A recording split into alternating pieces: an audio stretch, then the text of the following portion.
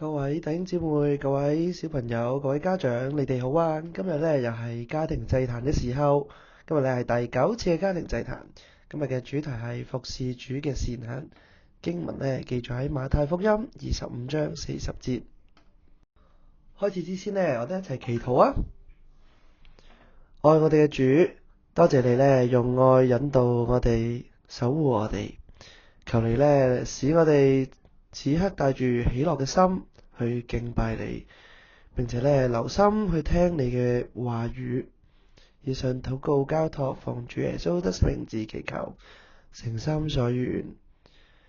咁我哋咧而家開始咧有家庭祭壇嘅時候，想咧邀請小朋友，你咧可以去揀一首詩歌，同爹哋媽咪咧一齊去唱呢首詩歌，敬拜我哋嘅神。係咪已經敬拜完呢？天父咧好喜悅我哋嘅敬拜。當我哋全心全意嘅去敬拜佢嘅時候，佢就會與我哋同在。然之後咧，我哋會有一齊讀經嘅時間。今日嘅經文記載喺馬太福音25章40節。經文嗰度話：王要回答說，我實在告訴你們，這些事你們既做在我這弟兄中一個最小的身上，就是做在我身上了。馬太福音25章40節。呢段經文嘅內容係講述一個耶穌嘅比喻。佢話呢，王要祝福嗰一啲屬於佢嘅羊，屬於佢嘅義人。佢話：你哋曾經幫助過我，喺我餓嘅時候俾嘢我食，喺我冇衫着嘅時候俾衫我着，俾我最需要陪伴嘅時候，你陪伴咗我哋。咁呢一班義人就話啦：我哋幾時有做過皇帝你講嘅呢啲事情啊？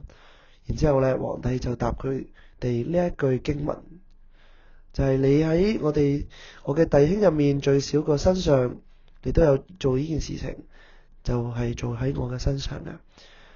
今天呢，想同大家去分享一個繪本。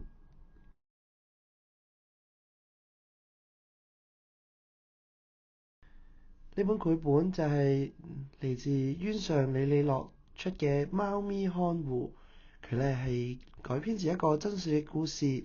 今日呢就同大家分享。喺分享繪本之前，今日呢我邀請咗一個神秘嘉賓，同我呢去一齊講呢個故事。我哋呢一齊留心聽啦。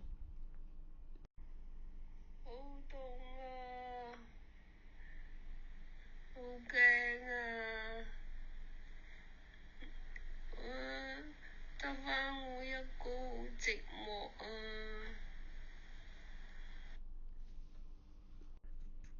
呢隻貓呢就叫做樂迪，佢呢唔單止又瘦又細隻，而且佢仲傷痕累累添。喺呢個寒冷嘅冬天，佢啲毛都甩得七七八八啦。當佢被發現嘅時候，就被送到去動物之家，但係當時嘅情況實在太差啦。醫生睇樂迪嘅狀況，可能樂迪只能夠等死啦。哎呀，你而家先俾人送嚟呢一度，真係唔係時候啊！你嘅情況太差啦。最少我哋都盡量令佢走嘅時候冇咁痛苦啊！樂迪聽完醫生咁樣講之後，佢呢就拼盡全力嘅，靠自己小小嘅身體努力嘅生存每一日。但係為咗避免佢嘅疾病傳染到俾其他嘅動物，樂迪呢被單獨嘅困喺一個好細好細嘅籠入面。過咗3個月之後，奇蹟出現啦！樂迪竟然好返喎。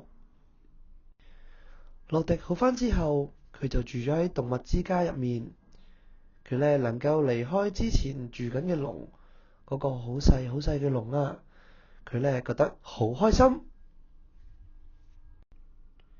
有一日，樂迪佢喺窗邊度發吽哣嘅時候，佢呢發現窗外面有一隻新嘅病患被送嚟動物之家。洛迪呢靜靜雞咁樣跟去睇下。應該俾車撞到喎，睇咁嘅情況，哇，拖得一日就一日啦。洛迪呢都挨埋去睇，發現呢一隻狗似乎好辛苦喎，佢全身呢不停咁喺度震，不停震，不停震。當醫生們離開之後，洛迪呢靜靜雞咁樣接近嗰一隻大狗。儘管呢佢覺得好驚，但係佢依然呢靜靜咁樣挨住呢一隻大狗，緊緊咁樣攬住佢身上面嘅毛。自嗰日開始，洛迪呢每一日都會跟住醫生，當有動物嚟到嘅時候，佢呢都會挨埋去睇。有一次啊，有一隻好大隻嘅鹿，唔知道咩事送咗嚟喎，佢全身呢都係被火燒傷嘅痕跡。洛迪呢慢慢咁樣接近呢一隻咁大隻嘅鹿喎，睇隻鹿嘅傷勢就知道佢命不久矣。即使被送到去動物之家，亦都唔係所有動物都能夠被救得返。洛迪知道呢隻鹿就嚟要去世，但係呢都一次又一次嘅去挨住呢隻鹿去陪佢。陽光之下嘅佢哋表情好平靜，而呢隻鹿亦都好平靜咁樣離開咗世界。之後呢，動物之家陸續嚟咗好多嘅病患，所以呢，洛迪成日都好忙。有一隻貓頭鷹啊，佢喺樹上面跌落嚟，飛唔到。當佢一嬲嘅時候，佢就會伸開佢對翼去威嚇接近佢嘅醫生。但好奇妙嘅係，洛迪一行埋去呢，佢就會平靜落嚟。又有一隻小貓啊，佢成日都唔食嘢，洛迪呢就陪住佢，佢呢就即刻慢慢咁瞓着覺。有一隻松鼠啊，佢呢跌斷咗隻腳，所有人一靠近佢呢，佢就會不斷咁掙扎，即係隻腳又好痛喎，咁所以佢只有能夠發出嘶嘶嘅喊聲啦。但係洛迪呢，坐喺呢隻松鼠嘅隔離陪住佢嘅時候，咩都唔使做，松鼠不知不覺就安靜落嚟啦。仲有一次啊，有一隻嚟自外面體型巨大嘅德國牧羊犬，哎呀，佢好惡㗎。當人類靠近佢嘅時候呢，佢就不斷咁樣去威嚇嗰啲醫生，威嚇接近佢嘅人啊。不過呢，洛迪好似唔驚佢嘅威嚇喎，佢若無其事嘅勇敢嘅去行近呢一隻牧羊犬。啱啱開始不斷吠嘅牧羊犬望住洛迪嘅眼睛，佢就慢慢咁樣平靜落嚟。洛迪呢就係一隻咁神奇嘅貓啦，儘管佢冇辦法去醫治動物，冇辦法為動物食藥，亦都冇辦法用佢嘅醫術去幫呢啲動物，佢只能夠喺度，動物就覺得好平靜，好安全。係咯，洛迪啊，你好似好明白動物受傷之後嘅心情咁喎。唔通你因為細個嘅時候曾經都感受過寒冷、恐懼、孤獨嘅緣故？洛迪呢繼續望住個窗，佢冇答我頭先嘅問題。今日佢依然呢係貓咪看護嘅身份，忙住每天嘅工作。洛迪呢係一隻真實存在嘅貓，佢呢唔知點解佢會識得去陪伴嗰一啲受到傷患嘅動物，或者呢個繪本提醒我哋，佢以前都經歷過呢啲嘅辛苦。我哋作為基督徒，我哋咧都經歷過好多嘅辛苦，經歷過好多嘅艱難。我哋會認為上帝陪伴我哋走過好多呢啲嘅艱難同辛苦，但係我哋作為一個基督徒去到呢個世界嘅時候，上帝咧都俾咗好多好多嘅鄰舍，好多好多嘅身邊有需要嘅人去俾我哋睇到。但我哋能唔能夠好似洛迪咁樣，懷住一個同理心去陪伴呢啲被需要嘅一群呢？今天嘅經文去提醒我哋點樣係服侍上帝呢？原來就係服侍呢個兄弟當中最少嘅一個。呢個最少嘅一個，或者就係我哋身邊嘅有需要嘅鄰舍。我哋未必供應到佢哋嘅一切，但係我哋仍然可以陪伴佢哋。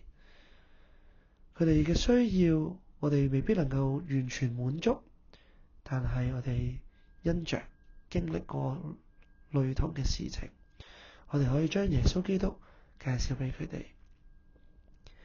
因為耶穌基督同樣被釘喺十字架嘅時候，佢都經歷好多嘅苦難。佢同我哋一樣，所以佢陪伴住我哋。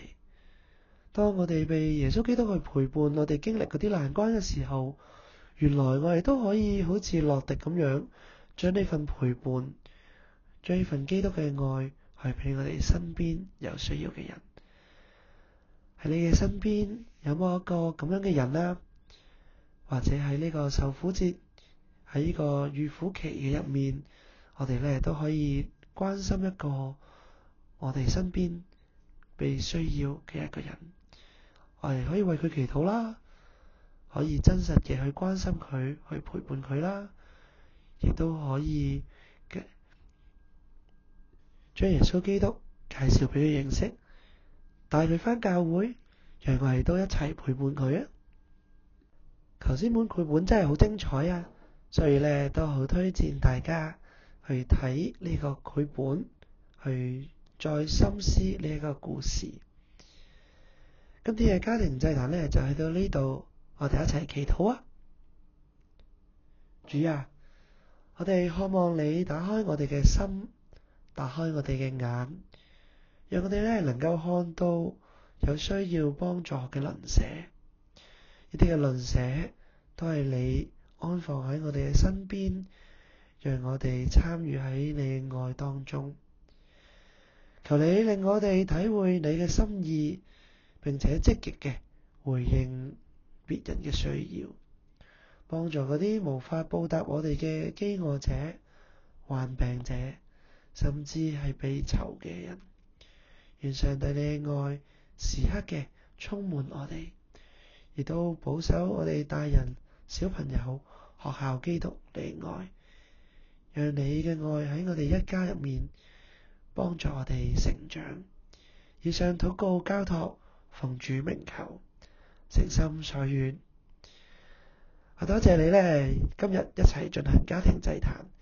嚟緊咧，我哋繼續每一個月都會有家庭祭壇嘅影片，然而咧，我哋一齊透過家庭祭壇，整個家庭嘅一齊成長，一齊建立我哋彼此嘅靈命。拜拜。